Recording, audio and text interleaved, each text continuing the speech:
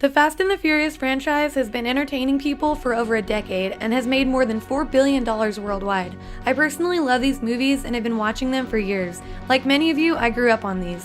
So here is 50 facts about the Fast and the Furious franchise. 1. Paul Walker was halfway through filming Furious 7 when he died. Body doubles, stunt doubles, and CGI were all used in order for Paul to appear in the film after his death. 2 of his body doubles were his brothers, Caleb and Cody Walker, who also provided the voiceover for Paul. 2. Eva Mendes reprised her role as U.S. Customs Agent Monica Fuentes from Too Fast, Too Furious to let Agent Hobbs know that Letty, who was previously thought dead in Fast and Furious, is in fact alive. Michelle Rodriguez, who plays Letty, wasn't told that her character was going to be resurrected until she saw the twist ending in Fast 5 when she was in the theater. 3. Neither Jordana Brewster or Michelle Rodriguez had their driver's license when cast for the movie. Jordana actually had to pass her driver's license test in one take or she would have been dropped from the movie due to insurance requirements. Michelle Rodriguez told Entertainment Tonight that learning how to drive for this series led to quite a few speeding problems. I got such a bad record with speeding because I got my license for Fast and Furious. After 11 points on your license, you're like, yo, where's that Prius at? I'm dropping this M3 somewhere. 4. In the aforementioned MTV News interview, Michelle Rodriguez also revealed that she didn't have a good first impression of her co-stars when she first met them. As she explained, I was like, who's the Ken Barbie doll, referring to Paul. I thought Jordana was prissy ninny, I thought Vin was a dick, and I was wrong about each and every one of them. The interview notes that they truly seemed like sort of a family. It's a sentiment that Rodriguez reiterated after Walker's death. More recently, when asked by Empire about her co-star The Rock, she seemed to be more fond of him right from the start. He's such a cool cat. I'm always staring at him like he's not real. I look at him, I see an eyebrow raised. Him and his underpants, those muscles, they feel like rocks for real. I'm in awe of that guy. I can't even approach him like a real person. He's an entity. Most of my scenes are not with him, unfortunately. 5. Vin Diesel's character, Dominic Toretto, drives off in a red 1970 Chevy Chevelle coupe at the end of the first movie. When the character returns in the 2009 movie Fast and Furious, the car is seen again. Although multiple versions of the car exist, Diesel told MTV News that he gave at least one of the red Chevelles to his infant daughter because she was born while filming Fast and Furious. Diesel was apparently hesitant in going to the hospital and cutting the umbilical cord, but Paul Walker convinced him that he had to do it. 6. Sarah Deming filed a lawsuit against Film District when their movie Drive wasn't similar to the Fast and the Furious.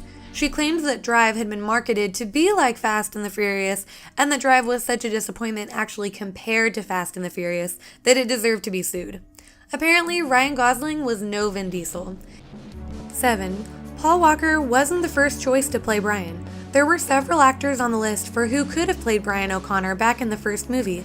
The biggest names were Eminem before 8 Mile, Christian Bale 4 years before Batman Begins, and Mark Wahlberg. 8.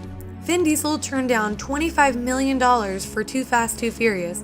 He says that he didn't like the way it was written and that it felt like a movie that was completely different from the original, just with the Fast and Furious name slapped on it. Instead, he and director Rob Cohen, who also didn't return for the sequel, made the 2002 action movie Triple X.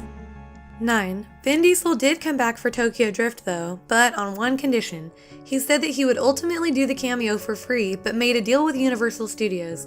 In lieu of an acting fee, Universal would have to give him and his production company the rights to the character Riddick from 2000's Pitch Black and 2004's The Chronicles of Riddick.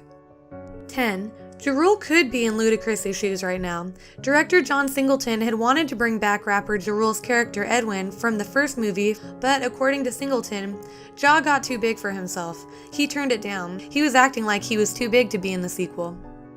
11. Towards the end of the 6th movie, Hobbs swiftly mocks Roman's big forehead. It was a funny scene, and it actually happened because Dwayne had forgotten his line and improvised. Ludacris' reaction was genuine. Hey Mia, you better hide your baby or... I'm just playing. You better hide that big-ass forehead. I was just joking. What up?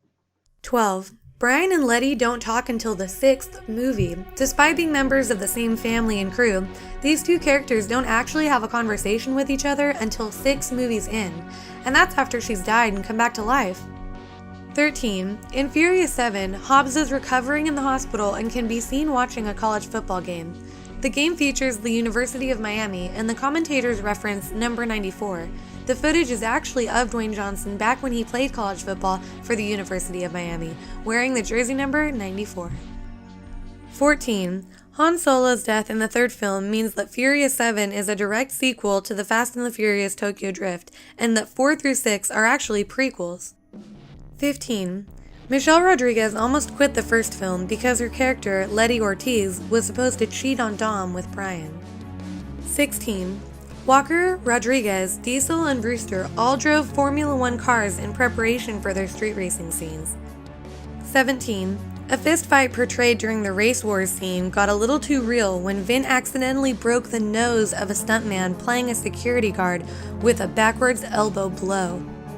18. Prior to creating the fifth movie in the franchise, Diesel reached out to fans on his official Facebook page asking for potential ideas of where the story could go, and someone suggested writing a role for Johnson as the bad guy. During the writing phase, the filmmakers reached out to Johnson to play Hobbs, and he agreed to sign on. The rest is social networking history. 19. The logistics of the vault heist were so difficult that, like the train sequence, the scene was almost scrapped entirely. The primary stand-in vault used was actually a shortened pickup truck chassis with a vault-shaped case that fit over it. In essence, the vault was a steerable single-driver minicar hooked to Walker and Diesel's cars to make it look like their characters were dragging it. 20. Meadow Walker, Paul Walker's daughter, received a settlement from the estate of Roger Rodas, who was driving the car in which Rodas and Walker died. Meadow is 18 now and was just 15 when her father died. Although it's unclear how much she received from Rodas' estate, she has also filed a separate lawsuit against Porsche AG, a $13 billion corporation, and intends to hold the company responsible for producing a vehicle that was defective and caused her father's death. 21. In between the fourth and fifth film, Vin Diesel directed a relatively unknown short called Los Bandoleros, surrounding all of the same characters within the franchise. It featured original cast members Michelle Rodriguez and Sung Kang. The 20-minute film depicts Toretto and the others breaking friend Leo Tigo out of prison and then partying the night away in a local club. 22. On the commentary of Too Fast, Too Furious, 2003, director John Singleton comments that one of the film's soundtrack songs was by a local Miami rapper. That rapper turned out to be Mr. Worldwide himself, Pitbull, and the song was called Oi. 23. In 2015, Vin Diesel and his girlfriend had a newborn daughter. He named her Pauline in honor of his late friend and co-star Paul Walker. 24. Lin wanted to shoot entirely on location in Rio de Janeiro, but it proved too costly and dangerous. Scenes were shot in Rio, most notably the favela chase sequence, but the majority of the scenes that took place in Brazil in the movie were shot in San Juan, Puerto Rico. 25. The train heist sequence alone cost $25 million to create, and it involved the production buying out a 600-yard stretch of train tracks, as well as an entire train.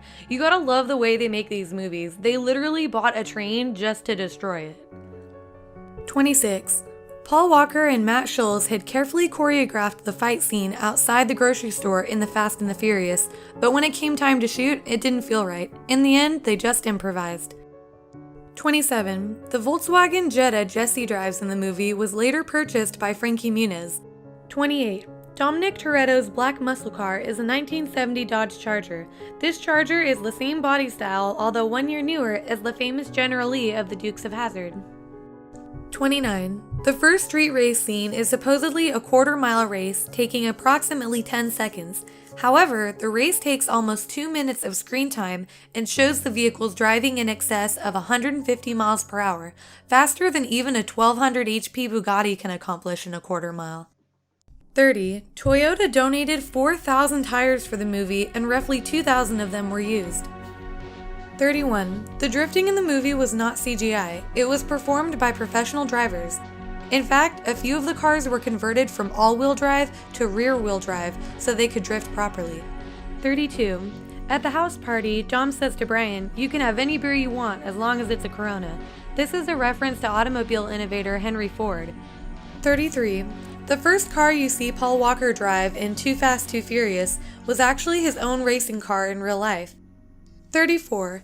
Cohen, who visited real illegal street races in preparation for directing the movie, enlisted the help of 200 souped-up cars driven by actual illegal street racers for the initial racing scenes.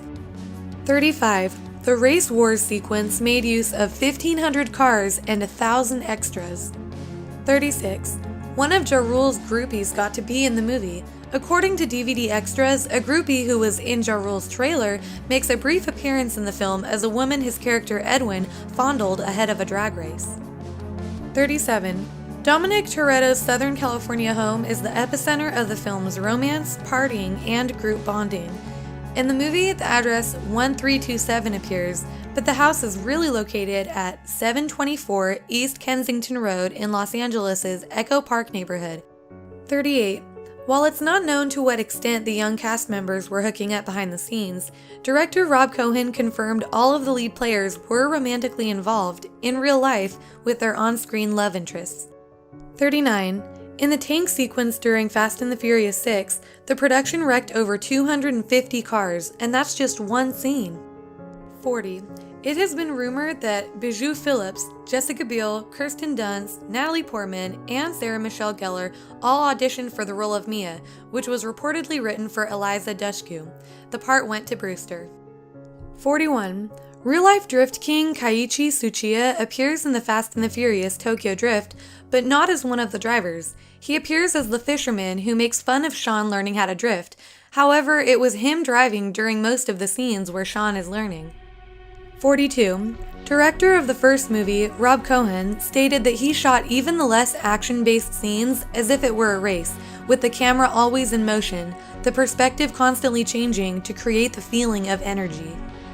43. A number of cameos have been made by rappers and singers, including Ja Rule, The Fast and the Furious, Bow Wow, Tokyo Drift, Don Omar and Tego Calderon, Fast and the Furious and Fast 5, Rita Ora, Fast and the Furious 6, and Iggy Azalea, Furious 7.